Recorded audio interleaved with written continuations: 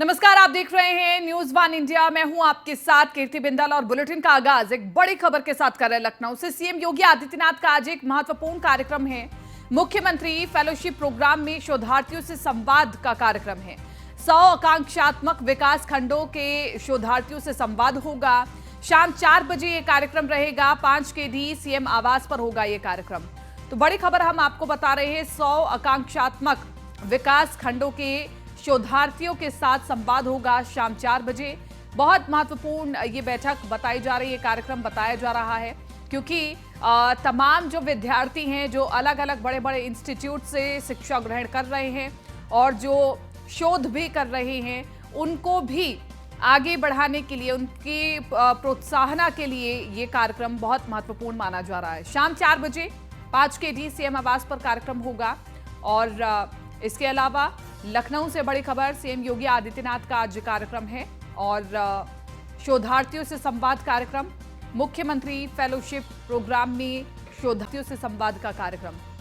शाम 4 बजे हम तस्वीरें दिखाने की कोशिश आपको जरूर करेंगे, लेकिन अभी हम आपको इस कार्यक्रम से जुड़ी हुई तमाम बड़ी खबर बता रहे हैं। शाम 4 बजे 5 KD सीएम आवास पर होगा कार्यक्रम।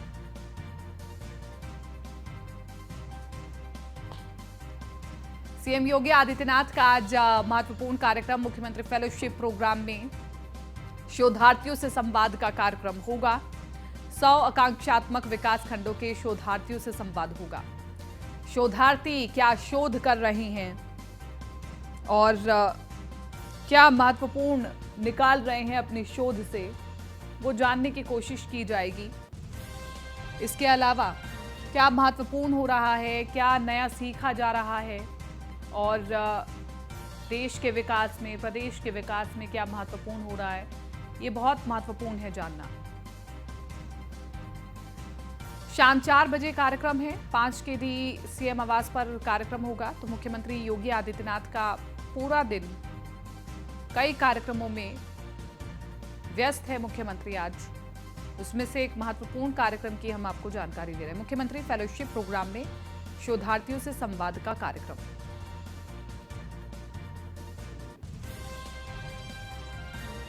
शाम 4 बजे 5 KD सीएम आवास पर यह कार्यक्रम रहने वाला है।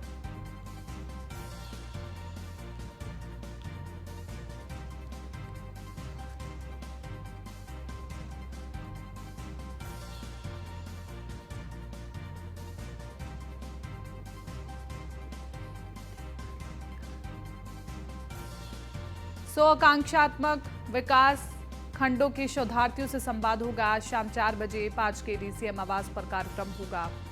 सीएम योगी आदित्यनाथ का कार्यक्रम है आज।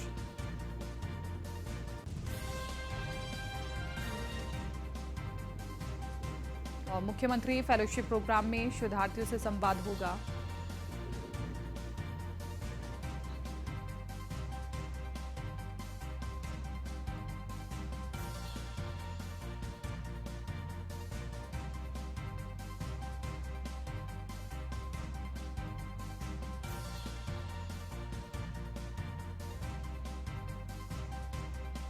एसके वाजपेयी बने हुए ज्यादा जानकारी के साथ संवाददाता फोन लाइन पर है। एसके वाजपेयी, आज शोधार्थियों से संवाद का कार्यक्रम है शाम 4 बजे, इसको लेकर के क्या कुछ जानकारी आपके पास?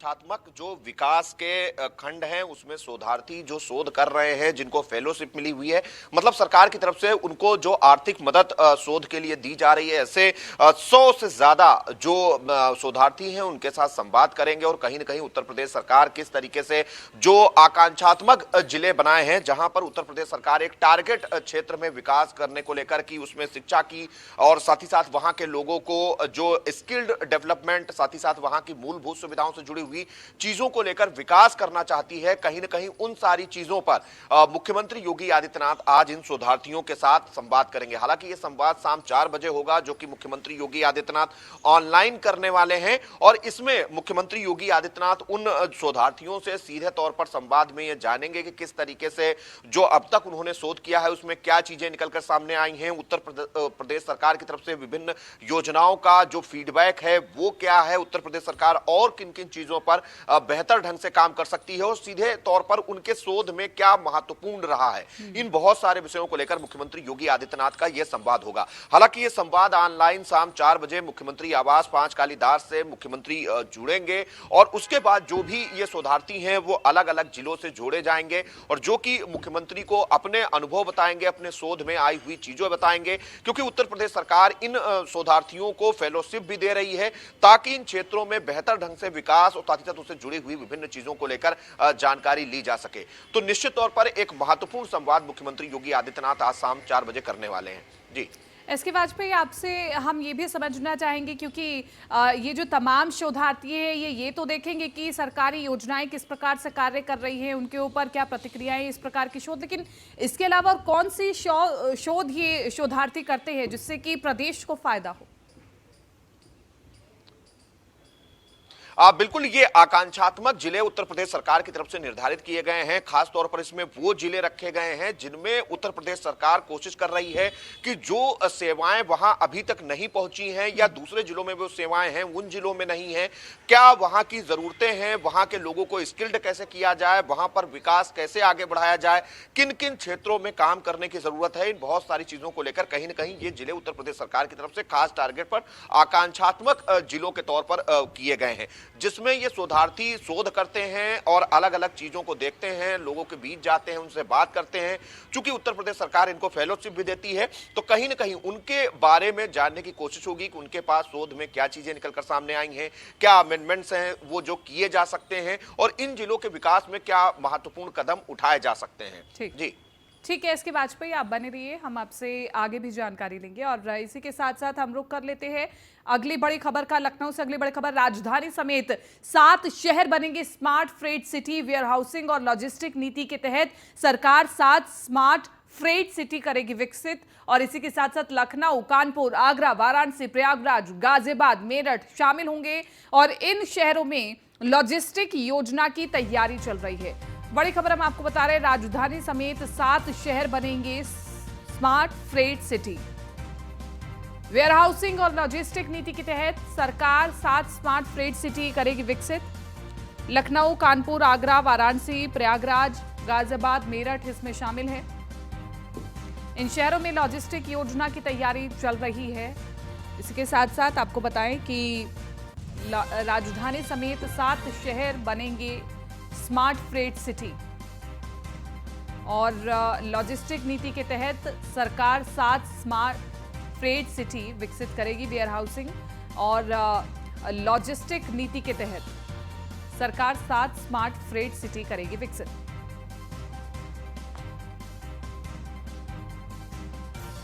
राजधानी समेत 7 शहर बनेंगे स्मार्ट फ्रेट सिटी और वेयर हाउसिंग और लॉजिस्टिक नीति के तहत सरकार 7 स्मार्ट फ्रेट सिटी विकसित करेगी।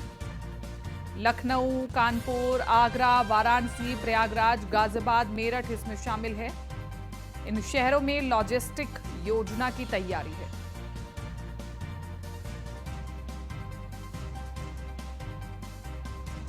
राजधानी समेत 7 शहर बनेंगे smart freight city. Warehousing और लॉजिस्टिक नीति के तहत सरकार 7 स्मार्ट फ्रेट सिटी बनाने के लिए तैयार है। अश्विनी द्विवेदी बने हुए ज्यादा जानकारी के साथ संवाददाता फोन लाइन पर। Ashwini Dwivedi, 7 smart freight city बनने की तैयारी है, किस प्रकार से ये 7 स्मार्ट फ्रेट सिटी कार्य करेंगी?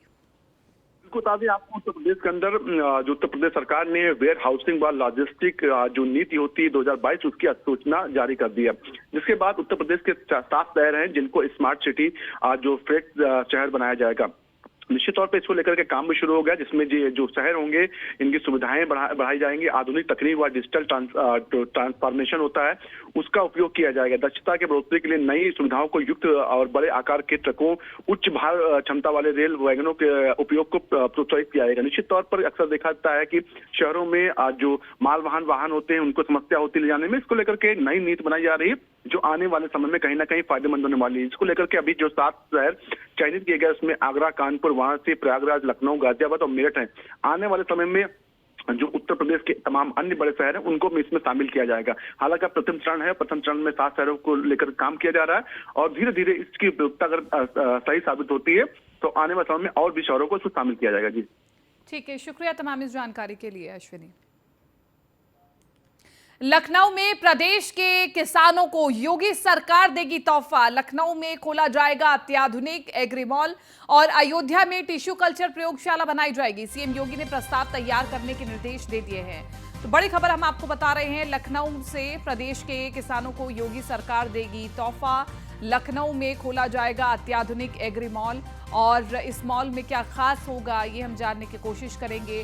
लखनऊ में खोला जाएगा अत्याधुनिक एग्री मॉल और जल्द ही एग्री मॉल बनकर के तैयार हो जाएगा। सीएम योगी ने प्रस्ताव तैयार करने के निर्देश दे दिए हैं। तो प्रदेश के किसानों को योगी सरकार का बड़ा तोहफा।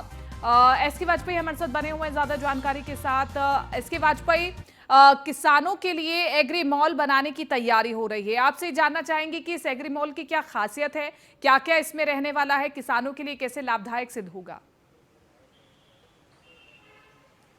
बिल्कुल, अगर हम देखें तो उत्तर प्रदेश सरकार की तरफ से किसानों की आय बढ़ाने के लिए एक बड़ा निर्णय लिया गया है, जिसमें लखनऊ में 8,000 स्क्वायर फीट में कृषि एग्री मॉल खोला जाएगा। ये मॉल 7 मंजिला होगा, जिसमें किसानों से जुड़ी हुई विभिन्न जो उपज हैं, साथ ही साथ विभिन्न जो उन्नत बीज हैं, उनकी जानकारी और वो वहां पर बिक्री और खरीद के लिए उपलब्ध होंगे। उत्तर प्रदेश सरकार लगातार कोशिश कर रही है कि किसानों की उपज का बेहतर मूल्य उनको मिल सके, उसके लिए जो भी जरूरी कदम है वो उठाया जाए। उस दिशा में एक बड़ा कदम उत्तर प्रदेश सरकार उठाने जा रही है, क्योंकि मुख्यमंत्री योगी आदित्यनाथ ने कृषि उत्पादन मंडी परिषद के सदस्यों के साथ बैठक की थी। इस बैठक में इस प्रस्ताव को लेकर चर्चा हुई और मुख्यमंत्री योगी आदित्यनाथ ने इस पर अपनी मंजूरी दे दी है। अब ये लखनऊ में खुलेगा, जिसमें खास तौर पर पूरे प्रदेश भर के जो किसान होंगे वो अपनी तैयार जो भी फसल है उसकी उपज को वहां ला सकेंगे, वहां पर बिक्री कर सकेंगे। साथ ही साथ जो उन्नत बीज है उनको भी वहां से सरकार के केंद्रों से खरीद सकेंगे और साथ ही साथ उत्तर प्रदेश सरकार की तरफ से कृषि विभाग वहां पर किसानों को उन्नत खेती के लिए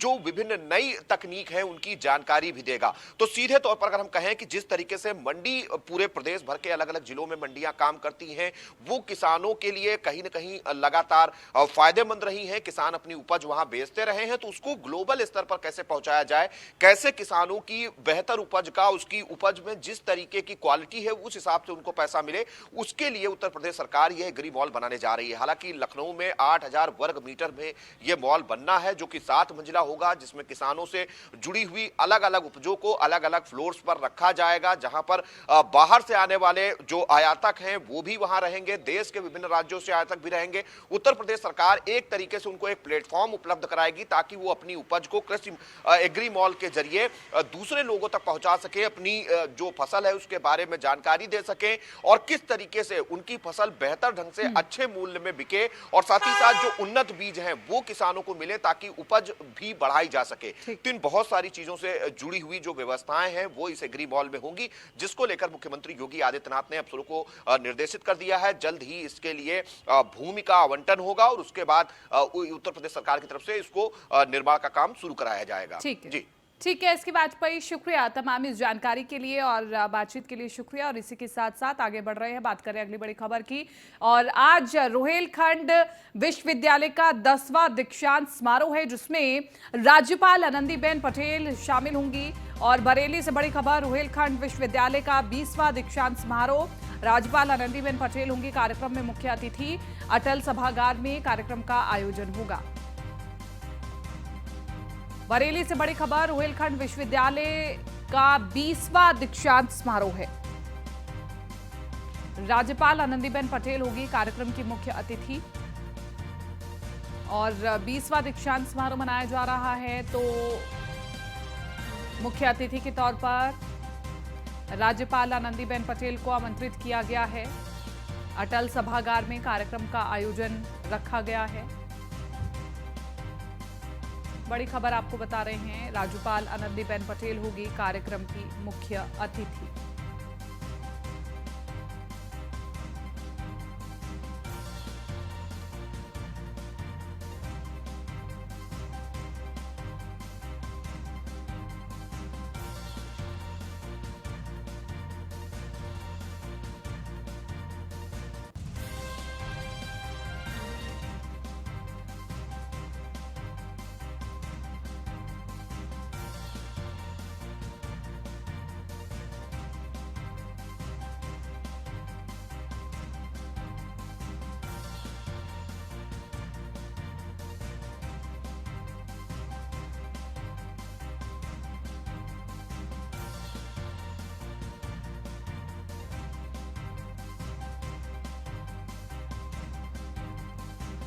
बरेली से बड़ी खबर, रोहिलखंड विश्वविद्यालय का 20वां दीक्षांत समारोह है आज।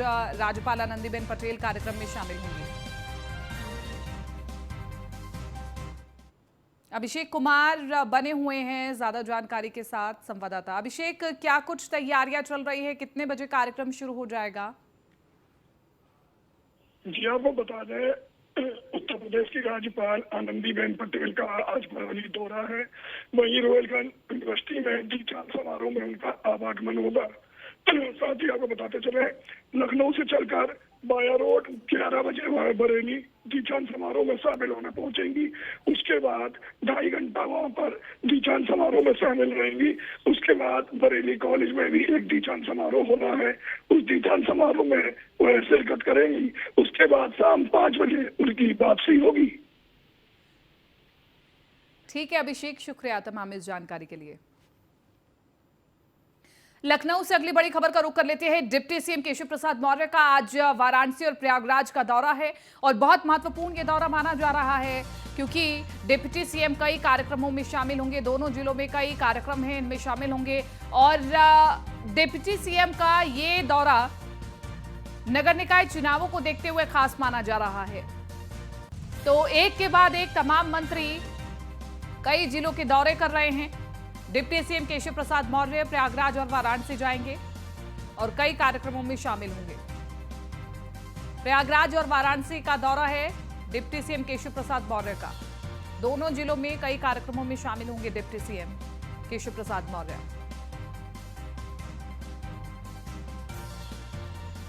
तो बड़ी खबर आपको बता रहे हैं लखनऊ से। डिप्टी सीएम केशव प्रसाद मौर्य का खास दौरा प्रयागराज और वाराणसी का, कई कार्यक्रम रहने वाले हैं, उन कार्यक्रमों में शामिल होंगे, कार्यकर्ताओं से मुलाकात करेंगे, विकास कार्यों का जायजा लेंगे, इसके अलावा लोगों से मुलाकात करेंगे, कार्यकर्ताओं का जनता से कैसा जुड़ाव ये जानने की कोशिश करेंगे।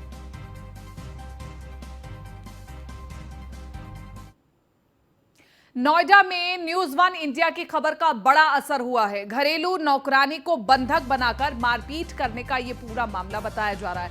फेज 3 पुलिस ने आरोपी वकील को गिरफ्तार कर लिया है।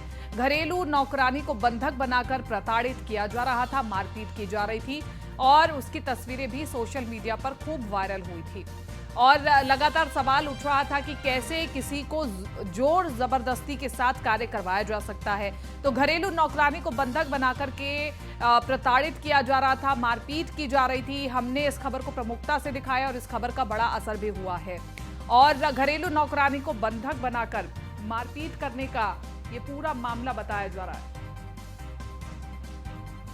फेज 3 पुलिस ने आरोपी वकील को गिरफ्तार कर लिया है। अब आरोपी वकील क्या अपनी दलील रखती है, ये बहुत महत्वपूर्ण है, लेकिन तस्वीरें झूठ नहीं बोलती। तस्वीरों में साफ हमने देखा था कि कैसे आरोपी वकील ने नौकरानी को जबरदस्ती पकड़ रखा था लिफ्ट में और गाली गलौज हो रही थी, मारपीट हो रही थी और नौकरानी का भी आरोप है कि पहले से ही प्रताड़ित किया जा रहा था उसे। तो ये खबर हमने प्रमुखता से दिखाई थी।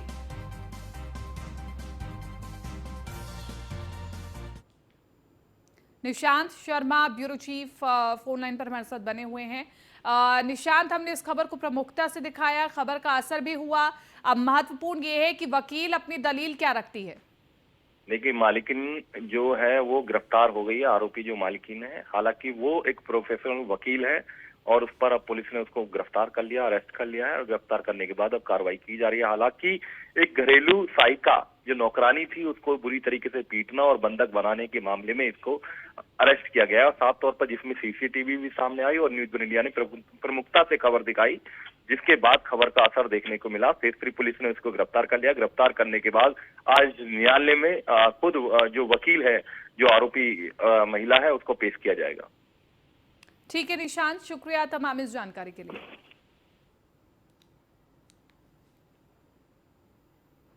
मेरठ की मवाना से अगली खबर। मेरठ के मवाना में तहसील क्षेत्र के गांव सीना गांव का रहने वाला शिवम मावी का आईपीएल के बाद भारत टीम में सिलेक्शन हुआ।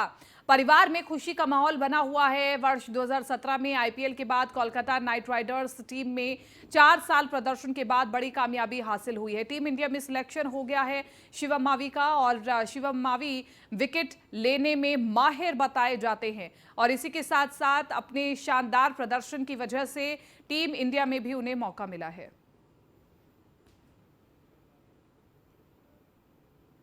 मैनपुरी पुलिस को एक बार फिर से बड़ी सफलता हासिल हुई है। पुलिस ने मुठभेड़ के दौरान 50,000 के इनामी अपराधी को गिरफ्तार कर लिया है। बदमाश के पैर में गोली लगने से बदमाश घायल हुआ। आपको बता दें कि देर रात बिचरावा पुलिस वाहन चेकिंग कर रही थी। इसी बीच शातिर अपराधी ने पुलिस पर तमंचे से फायर कर दिया।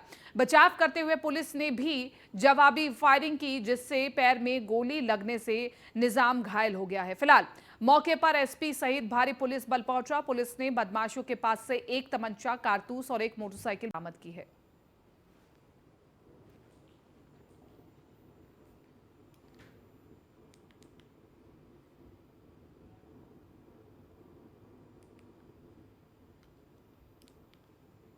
अमरोहा में लापता मासूम का शव नाले से बरामद हुआ है। घर से मासूम लापता हुआ था, जिसकी परिजन लगातार तलाश कर रहे थे। बताया जा रहा है कि 5 बहनों का अकेला भाई था। फिलहाल मासूम का शव मिलने के बाद से परिजनों में दुखों का पहाड़ टूट पड़ा है। मौके पर पहुंची पुलिस जांच पड़ताल में जुट गई है।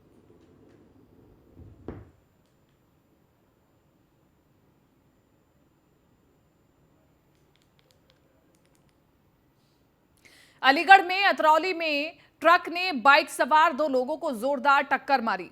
सड़क हादसे में दोनों युवक की मौके पर ही दर्दनाक मौत हो गई है।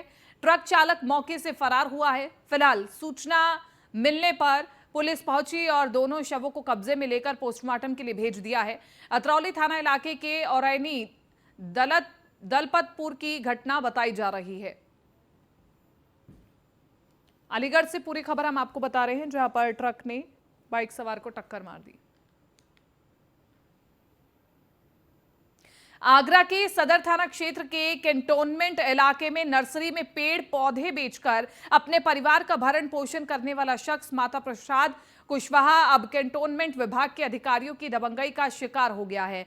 उसका आरोप है कि कैंटोनमेंट बोर्ड के अधिकारियों ने उसे नर्सरी के लिए जमीन आवंटन करवाने के नाम पर 2,20,000 सिक्योरिटी जमा करा ली है, लेकिन अब उसे जमीन से बेदखल किया जा रहा है। पीड़ित नर्सरी संचालक ने पत्र लिखकर कैंटोनमेंट बोर्ड के बड़े अधिकारियों से न्याय की गुहार लगाई है। फिर भी कैंटोनमेंट विभाग के अधिकारियों ने अभी तक शिकायत पर कोई संज्ञान नहीं लिया है।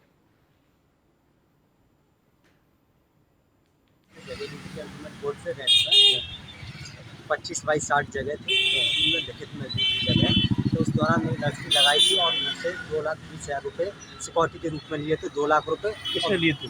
अशोक शर्मा जी और शिवराम ने। तो किसके सामने की थी आपने पैसे? नर्सरी को दिया अपने भाई के सामने। बदले में कोई रसीद वगैरह दी गई हो? मुझे गुमराह किया, लॉकडाउन का समय था, उन लोगों ने मुझे ये बोला था कि रसीद हम आपको मैडम के सामने मैडम काट के दे देंगे। मुझे 4 महीने घुमाया था रसीद के लिए लॉकडाउन के पीरियड में। उसके दौरान मैंने नर्सरी जैसे ही मैडम का ट्रांसफर होता है।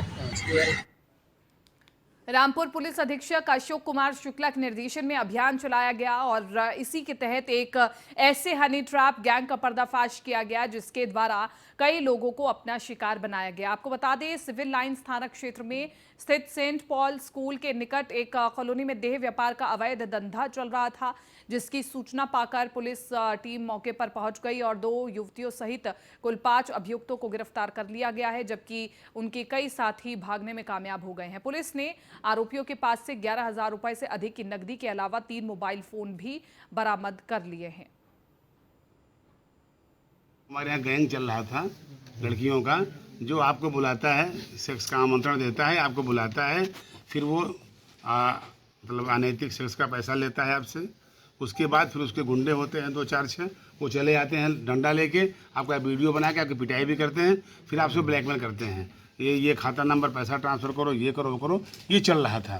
तो 2-3 लोग फंस गए, इसमें शिकायतें हुई, तो मैंने एक ड्राइव चलाया सीओ सिटी और सिविल लाइंस के नेतृत्व में। एडिशनल साहब को मैंने कमान सौंपी इसकी। तो इन्होंने किराए पे घर ले रखा है, बहुत सिस्टमेटिक और मैकेनाइज तरीके से कर रहे हैं किराए पर घर रखा है, एक मार्केटिंग करने वाला है, वो जो फंसाता है ग्राहकों को, फिर एक ले आता है, फिर वो आएगा, कोई भी फंस जाता है हनी ट्रैप में आजकल। फिलहाल इस बुलेटिन में मेरे साथ इतना ही, लेकिन आप बने रहिए न्यूज़ 1 इंडिया के साथ।